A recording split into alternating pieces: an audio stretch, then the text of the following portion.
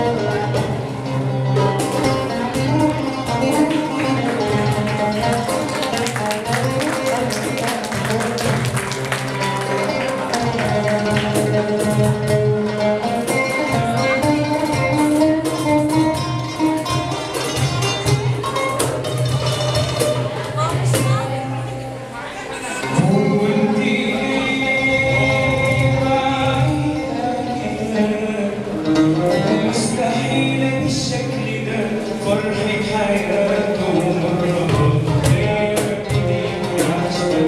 انت الحقيقة الدنيا فيك وانت اللي يهديك ربنا بقدر على الناس كلها وببقى قدامك ضعيف وبدون مراد